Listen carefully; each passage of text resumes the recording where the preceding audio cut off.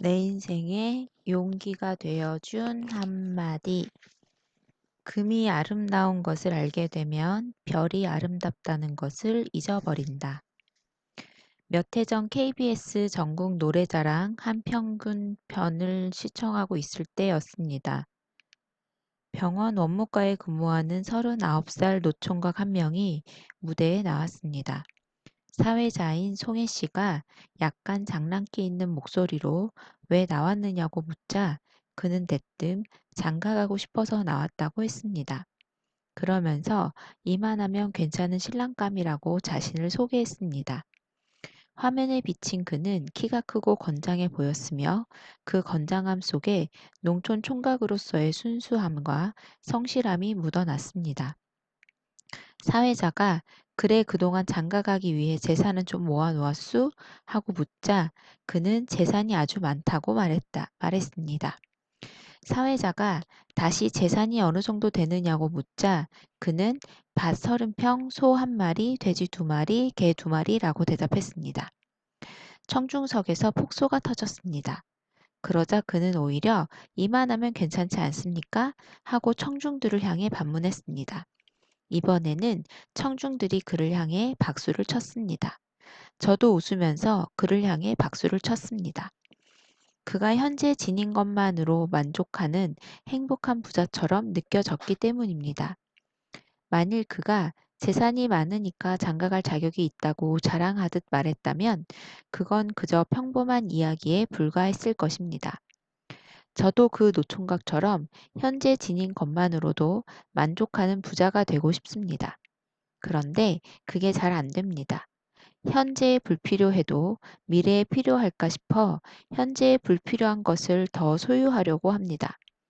그러니 제 삶이 행복해지지 않습니다.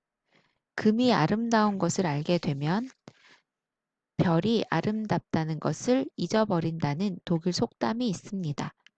어쩌면 제가 미래에 불필요한 금을 위해 현재의 아름다운 별을 잊고 살고 있는 건 아닌지 모르겠습니다.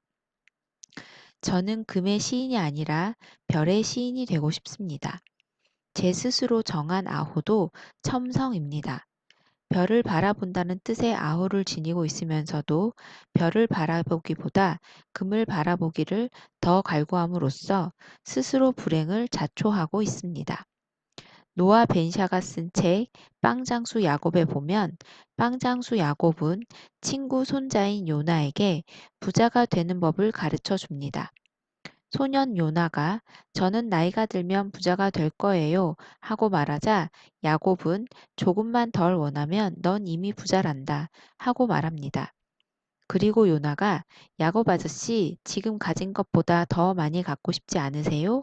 하고 묻자 야곱은 시간이 흐르면 우리는 원하던 것을 갖게 되어서가 아니라 필요치 않다는 걸 알게 되어서 더 부자가 되는 거란다 라고 말합니다. 제 인생의 시간은 제법 많이 흘렀습니다. 그런데도 아직 원하던 것이 필요하지 않다는 사실을 깨닫지 못하고 있습니다. 오히려 오지도 않은 미래를 위해 지금 더 많이 지니고 있어야 한다는 필요성을 느끼고 있습니다. 그래서 현재가 더 불안하고 가난합니다. 사실 저의 가난은 부족에서 오는 가난이 아니라 더 많이 갖기를 원하는 데서 오는 가난입니다. 그래서 그런 원함이 있는 한 결코 부자가 될 수 없습니다. 물론 저도 부자가 되는 가장 쉬운 방법을 잘 알고 있습니다. 야곱이 말한 것처럼 조금 덜 원하고 자족하면 됩니다. 부처님도 자족하는 자가 가장 부자라고 말씀하셨습니다. 가장 많이 가진 자가 부자가 아니라 더 이상 필요한 것이 없는 사람이 부자라는 사실을 저도 잘 압니다. 그런데 저는 아직 그런 부자가 되지 못합니다. 지금보다 더 많이 소유하고 나서 나중에 자족하겠다는 생각을 하기도 합니다. 일생을 살면서 돈이 얼마나 많아야 만족할 수 있을까요? 그건 사람마다 다 다르겠지만 하루하루 살아가는데 큰 불편함이 없을 정도면 되지 않을까요? 남을 도울 수 있을 정도면 더 좋고요. 그 이상의 돈은 어쩌면 필요 없는 돈일 수 있습니다. 그런데도 저는 다가오지도 않은 미래의 불확실성을 충족시키기 위해 오늘이라는 인생의 소중한 시간을 돈을 버는데 낭비하고 있습니다. 돈은 생계가 보장되는 단계만 지나면 행복에 별다른 영향을 미치지 않습니다. 물론 돈이 없어 한 끼의 밥을 걱정해야 하는 사람은 밥을 먹기 위해 열심히 돈을 벌어야 합니다. 그래야만 더 이상 밥 걱정을 하지 않게 됩니다. 그리고 생계가 보장되는 단계에 이를 때까지는 소득이 오르는 만큼 행복 지수도 따라 오릅니다. 그렇지만 그 단계가 지나면 소득이 많이 올라가도 행복 지수는 크게 오르지 않습니다. 오히려 돈에 대한 욕구가 지나쳐 행복의 기초가 파괴됩니다. 돈을 벌수록 여유보다 욕심이 더 생기기 때문입니다. 돈을 버는데 만족이란 있을 수 없습니다. 인간은 누구나 욕망의 크기를 충족시키기 어렵습니다. 욕망은 그 크기를 일정량으로 정할 수 없습니다. 하나를 원하면 하나를 소유하는 순간 둘로 불어나고 둘을 갖는 순간 셋, 넷으로 커져 버립니다. 이렇게 욕망의 크기가 무한하기 때문에 소유를 키우는 방법으로는 행복에 다다를 수가 없습니다. 오직 욕망의 크기를 줄이는 것만이 행복에 다다를 수 있는 유일한 길입니다. 미국 명문대 출신 800명을 조사한 결과 돈을 우선시하는 사람들이 인간관계를 우선시하는 사람들보다 불행하다고 느끼는 비율이 2배나 더 높습니다. 돈에 집착할수록 경쟁심과 비교의식이 커지고 더 이기적이 되며 우울해진다는 연구 결과도 있습니다. 기업 합병으로 미국 월스트리트의 신화적 존재가 되었던 이반 보에스키는 세계 400대 부자 명단에 처음 올랐을 때 기쁘기는커녕 자신이 명단의 너무 아래쪽에 있어 몹시 우울했다고 합니다. 전문 기업 사냥꾼이었던 그는 결국 부정행위로 징역 20년의 판결을 받았는데 이는 돈에 사로잡힌 탐욕의 결과입니다. 돈은 불과 같아서 적정 거리를 유지하지 못하고 너무 가까이 다가가면 자신이 타버리고 맙니다. 저는 시인이지만 지금까지 제가 살아온 삶의 과정 또한 돈을 버는 과정이었습니다. 물론 그 과정을 통해 사랑하는 가족에 대한 책임을 질 수 있었지만 그 과정이 때로는 쓸쓸하게 느껴질 때가 있습니다. 그렇지만 그 과정은 시인으로 사는 저 자신의 존재성을 발견하고 유지하기 위한 가치이기도 했습니다. 미국 버몬트 숲에서 자급자족하는 자연주의적 삶을 산 헬렌 니어링은 아름다운 삶, 사랑, 그리고 마무리에서 남편 스코트 니어링의 말을 이렇게 전합니다. 덜 갖고 더 많이 존재하라. 삶에서 중요한 것은 당신이 갖고 있는 소유물이 아니라 당신 자신이 누구인가 하는 것이다.